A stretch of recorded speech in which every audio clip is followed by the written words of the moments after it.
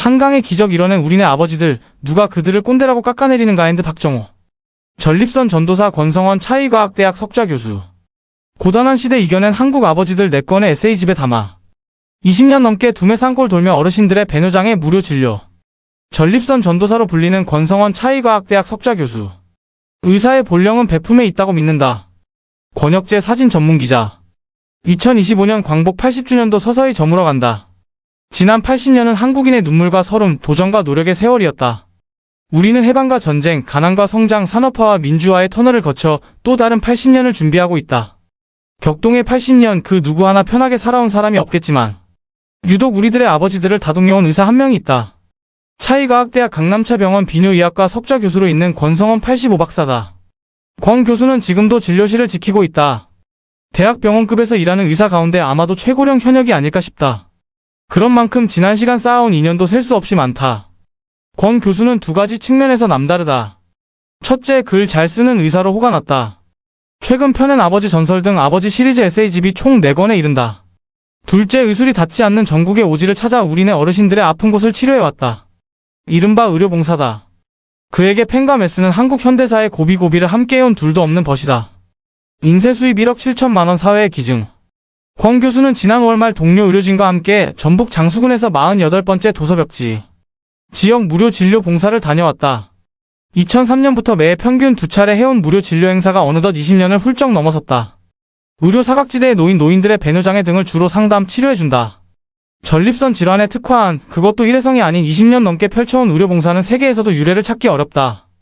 권 교수는 또한 병실에서 만난 사람들의 가진 사연을 글로 책으로 풀어낸다. 그가 구수한 입담으로 들려주는 이야기는 그 자체가 한국 현대사다. 그와 함께 갓난의 시간을 버텨온 아버지들에 대한 연민과 애정이 각별하다. 그는 책에서 나온 수익금 전액을 사회봉사에 쓴다. 의술의 본령은 베품에 있다고 믿기 때문이다. 4번째 아버지 책이다. 경제대국. 한강의 기적. 이 풍진 세월을 이겨낸 아버지들의 피와 땀과 눈물로 이룬 성적표다. 하지만 이 시대 아버지들은 너무나 불쌍하다. 야금야금 가는 세월에 요즘 젊은 세대들의 뒷말처럼 어느덧 꼰대란 이름으로 비하되곤 한다. 시쳇말로 뒷방 신세다. 젊은 세대들이 잠시만이라도 아버지들의 전설을 기억해주면 좋겠다. 전설이라고 표현했다. 우리 시대 모든 아버지도 꿈이 있었다. 자식을, 가족을 위해 자신을 바쳤다. 단순히 감상적인 표현이 아니다. 실제로 그런 아버지들이 지금의 우리 사회를 만들어왔다. 하지만 푸대접을 받기 일쑤였다. 그들이 아니면 누가 전설인가? 2012년 아버지 마음, 2015년 아버지 눈물, 2020년 위대한 아버지에 이어 이번에 아버지 전설을 냈다. 우리 시대 아버지들에 대한 헌정곡이다. 인세를 모두 사회에 기증했다. 모두 주변에서 아름아름으로 도와주신 덕분이다. 13권 인세를 합하니 1억 7천만원쯤 됐다. 이번에 잘하면 2억 원을 채울 수 있지 않을까? 아버지들의 속 깊은 사랑을 글로 써서 생긴 돈이니 당연히 그들을 위해 써야 한다. 아버지 시리즈에 등장하는 주인공들은 한결같이 눈물겹다. 한 가족의 가장으로서, 한 집안의 기둥으로서, 나아가 한국이라는 한 나라의 일꾼으로서 지난 시간 우리네 생활 전선과 산업 전선을 지켜온 어르신들의 갖은 사연이 메아리친다. 한편 한편이 가슴 뭉클한 인간극장이여 한편 한편이 감동 가득한 휴먼 다큐멘터리다. 아버지 전설에 나오는 이야기도 마찬가지다.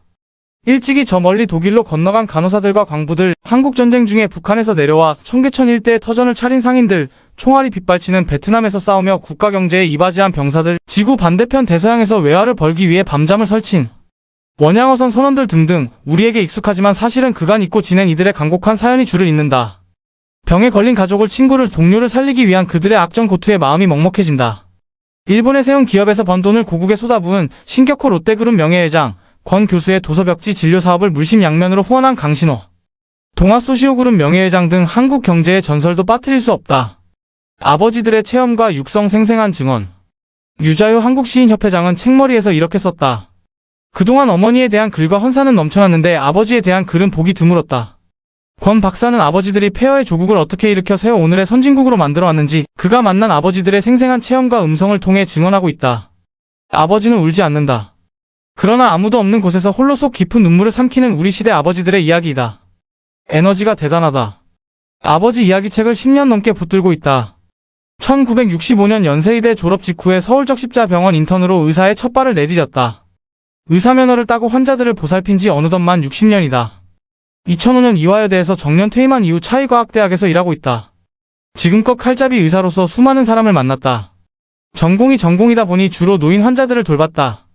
각자 사연 없는 사람이 한 명도 없었다.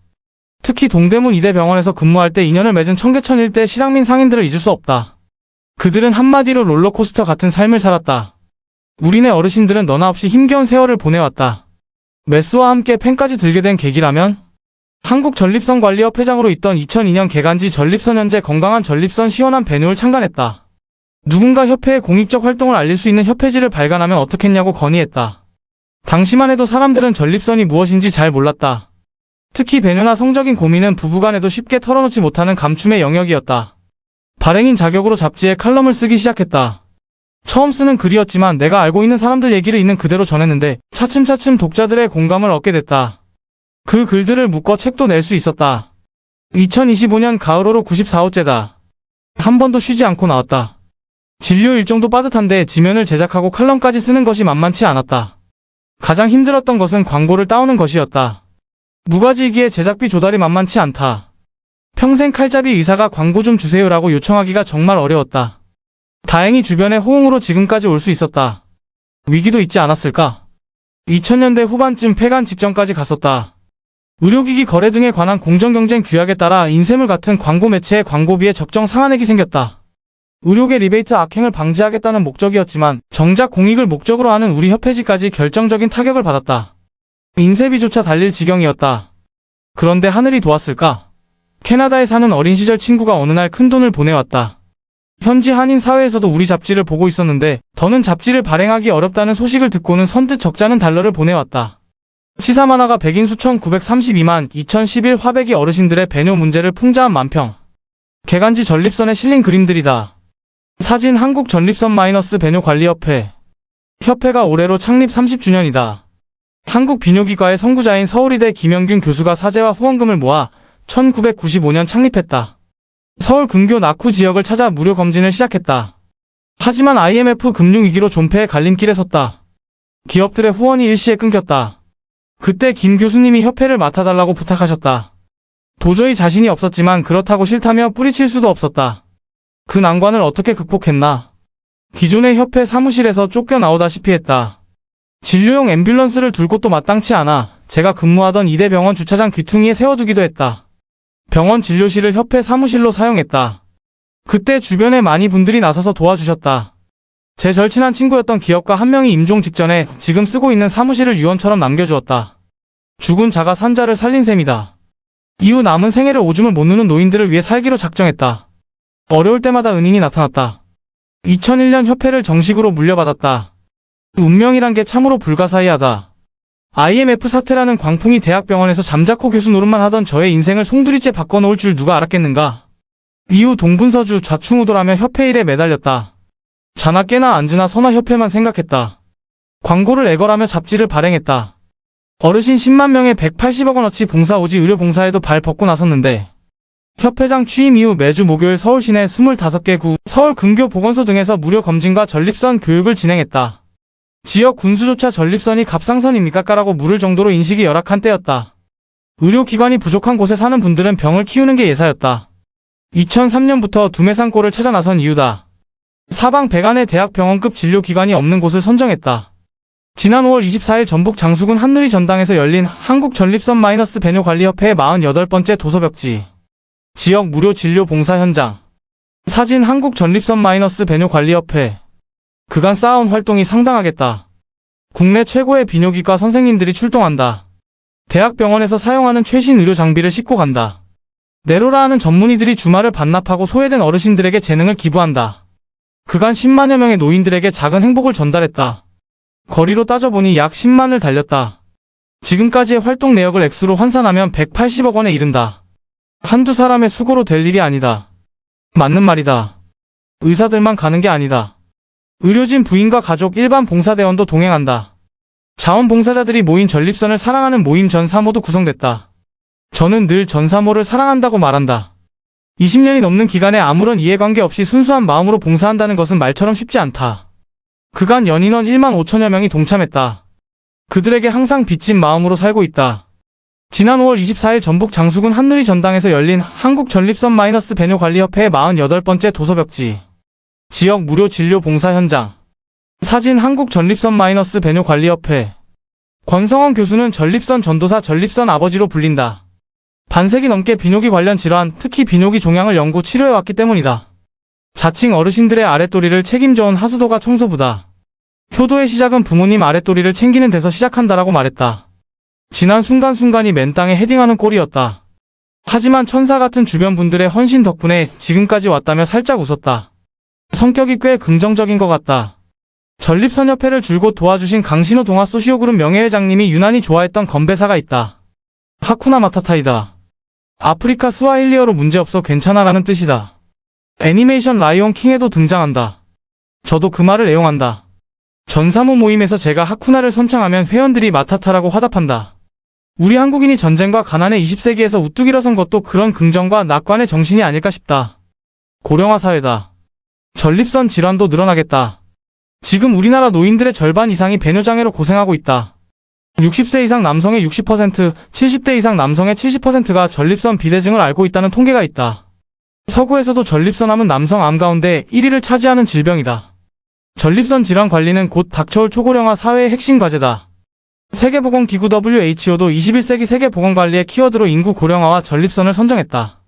지난 5월 24일 전북 장수군 한누리 전당에서 열린 한국전립선-배뇨관리협회의 48번째 도서벽지. 지역 무료 진료 봉사 현장. 사진 한국전립선-배뇨관리협회. 방대한 진료 데이터의 활용 가치. 노년기 남성들만의 문제일까? 야간요요 실금 등 여성들의 배뇨 질환도 갈수록 증가하고 있다.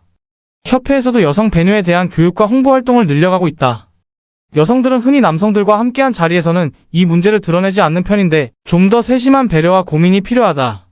사실 아버지 이상으로 어머니들도 오늘의 한국을 만든 주인공이지 않은가? 앞으로도 할 일이 많겠다.